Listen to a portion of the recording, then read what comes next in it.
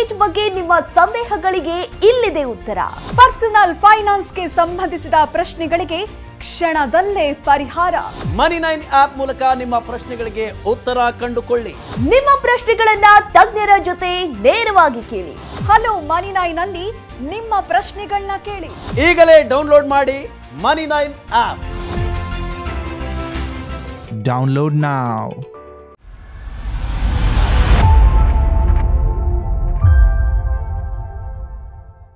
ನಮಸ್ಕಾರ, ಮನಿ9 ಕನ್ನಡದ ಎಕ್ಸ್ಪ್ಲೇನರ್ ಕಾರ್ಯಕ್ರಮಕ್ಕೆ ಸ್ವಾಗತ. ನಾನು ಮಲ್ಲನಗೌಡ ಮಾಲೆ ಪಾಟೀಲ್. ಬನ್ನಿ, ಇವತ್ತಿನ ಎಪಿಸೋಡ್ನಲ್ಲಿ ನಾವು ಈ ಬಡ್ಡಿ ರೂಪದಲ್ಲಿ ಬರುವ ವಿವಿಧ ರೀತಿಯ ಆದಾಯಗಳಿಗೆ ಟ್ಯಾಕ್ಸ್ ಹೇಗೆ ಅಪ್ಲೈ ಮಾಡಬಹುದು ಎಂಬುದರ ಬಗ್ಗೆ ಒಂದಷ್ಟು ಡೀಟೇಲ್ ಆಗಿ ತಿಳಿದುಕೊಳ್ಳುವಂತಹ ಪ್ರಯತ್ನವನ್ನು ನಾವೀಗ ಮಾಡೋಣ. ಬಡ್ಡಿ ರೂಪದಲ್ಲಿ ಆದಾಯವನ್ನು ಗಳಿಸಬಹುದಾದ ಅನೇಕ ಮಾರ್ಗಗಳಿವೆ. ಉಳಿತಾಯ ಖಾತೆ, ನಿಶ್ಚಿತ ಠೇವಣಿ, ರೆಕರಿಂಗ್ ಡೆಪಾಸಿಟ್ ಇತ್ಯಾದಿ. ನಿಮ್ಮ ವೇತನದ ಗಳಿಕೆ ಅಥವಾ ವೃತ್ತಿಯ ಗಳಿಕೆಯ ಮೇಲೆ ಅಥವಾ ಬಿಸ್ನೆಸ್ನಿಂದ ಸಿಗುವ ಆದಾಯದ ಮೇಲೆ ಹೇಗೆ ಆದಾಯ ತೆರಿಗೆಯನ್ನು ವಿಧಿಸಲ್ಪಡುತ್ತೋ ಹಾಗೆ ಬಡ್ಡಿಯಿಂದ ಸಿಗುವ ಆದಾಯದ ಮೇಲೆ ಕೂಡ ತೆರಿಗೆ ಅನ್ವಯ ಆಗುತ್ತೆ. ಆದಾಗ್ಯೂ ನೀವು ಬಡ್ಡಿಯಿಂದ ಗಳಿಸುವ ಆದಾಯದ ಮೇಲೆ ಡಿಡಕ್ಷನ್ ಕ್ಲೇಮನ್ನು ಕೂಡ ಮಾಡಬಹುದು. 60 ವರ್ಷ ಮೇಲ್ಪಟ್ಟ ಹಿರಿಯ ನಾಗರಿಕರಿಗೆ ಹೆಚ್ಚಿನ ಡಿಡಕ್ಷನ್ ಸಿಗುತ್ತೆ.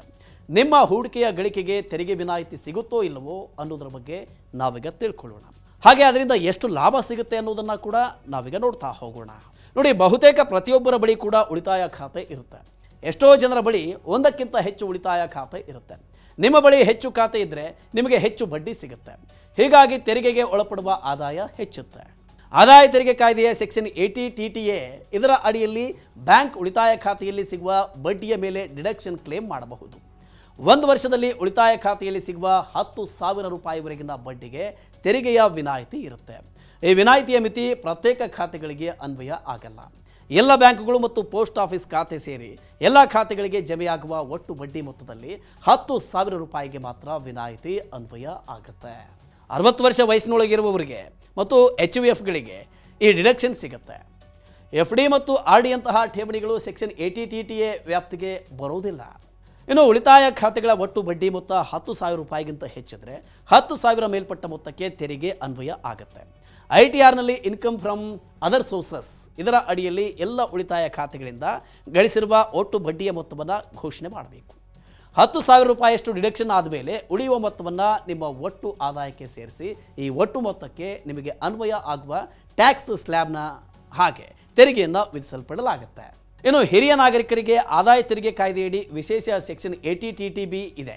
ಇದರ ಅನ್ವಯ ಉಳಿತಾಯ ಖಾತೆ, ನಿಶ್ಚಿತ ಠೇವಣಿ ಮತ್ತು ರೆಕರಿಂಗ್ ಡೆಪಾಸಿಟ್ಗಳಿಂದ ಸಿಗುವ ಬಡ್ಡಿಯ ಮೇಲೆ ವಾರ್ಷಿಕವಾಗಿ 50,000 ರೂಪಾಯಿಗೆ ಡಿಡಕ್ಷನ್ ಸಿಗುತ್ತೆ. ಅಂದರೆ ಹಿರಿಯ ನಾಗರಿಕರು ಬಡ್ಡಿ ರೂಪದಲ್ಲಿ ಗಳಿಸುವ 50,000 ರೂಪಾಯಿಗೆ ತೆರಿಗೆಯ ವಿನಾಯಿತಿ ಇದೆ. 60 ವರ್ಷಕ್ಕಿಂತ ಕಡಿಮೆ ವಯಸ್ಸಿನ ವ್ಯಕ್ತಿಗಳಿಗೆ, HUFಗಳಿಗೆ ಮತ್ತು ಅನಿವಾಸಿ ಭಾರತೀಯರಿಗೆ ಸೆಕ್ಷನ್ 80 TTB ಅನ್ವಯ ಆಗುವುದಿಲ್ಲ. ಬಡ್ಡಿ ಆದಾಯದ ಮೇಲೆ ತೆರಿಗೆ ವಿನಾಯಿತಿಯ ಲಾಭ ಪಡೆಯೋದಕ್ಕೆ ನೀವು ನಿಮ್ಮ ITR ಸಲ್ಲಿಸುವಾಗ ಪಡೆದಿರುವ ಬಡ್ಡಿಯ ಮಾಹಿತಿಯನ್ನು ಒದಗಿಸಬೇಕಾಗತ್ತೆ. ನಿಮಗೆ ಎಷ್ಟು ಬಡ್ಡಿ ಸಿಕ್ಕಿದೆ ಅನ್ನೋ ಬಗ್ಗೆ ಬ್ಯಾಂಕ್ ಸ್ಟೇಟ್ಮೆಂಟ್, ಇಂಟ್ರೆಸ್ಟ್ ಸರ್ಟಿಫಿಕೇಟ್ ಮತ್ತು ಫಾರ್ಮ್ 26ASಗಳಿಂದ ವಿವರಗಳನ್ನು ಕಲೆ ಹಾಕಬೇಕು.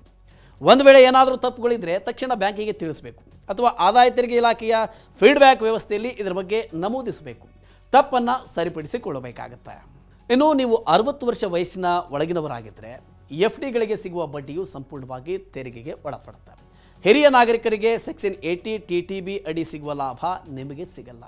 ITRನಲ್ಲಿ ಬಡ್ಡಿ ಆದಾಯ ನಮೂದಿಸುವುದಕ್ಕೆ ಕೆಲವರು ಮರೆತು ಹೋದರೆ ಇನ್ನೂ ಕೆಲವರು ಉದ್ದೇಶಪೂರ್ವಕವಾಗಿ ಆ ವಿವರಗಳನ್ನು ಸಲ್ಲಿಸೋದಿಲ್ಲ. ಇದು ಸರಿಯಲ್ಲ. ನೀವು ವಿವರವನ್ನು ಕೊಡ್ತೀರೋ ಇಲ್ವೋ ಆದಾಯ ತೆರಿಗೆ ಇಲಾಖೆಗೆ ಇದರ ಬಗ್ಗೆ ಮಾಹಿತಿಯಂತೂ ಇದ್ದೇ ಇರುತ್ತೆ. ಹೀಗಾಗಿ ನೀವು ಉದ್ದೇಶಪೂರ್ವಕವಾಗಿ ಬಡ್ಡಿ ವಿವರಗಳನ್ನು ನಮೂದಿಸದೇ ಹೋದರೆ ಗಂಭೀರವಾದ ಪರಿಣಾಮಗಳನ್ನು ಎದುರಿಸಬೇಕಾಗತ್ತೆ. ಓಕೆ, ಈ ರೀತಿಯ ಇನ್ನಷ್ಟು ಮಾಹಿತಿ ಮತ್ತು ಪರ್ಸನಲ್ ಫಿನಾನ್ಸ್ ವಿಚಾರಗಳಿಗೆ ಡೌನ್ಲೋಡ್ ಮಾಡಿ ಮನಿ9 ಕನ್ನಡ ಆ್ಯಪ್ ಹಾಗೂ ಯೂಟ್ಯೂಬ್ನಲ್ಲಿಯೂ ಸಬ್ಸ್ಕ್ರೈಬ್ ಆಗಿ, ಲೈಕ್ ಮಾಡಿ, ಶೇರ್ ಮಾಡಿ. Thank you.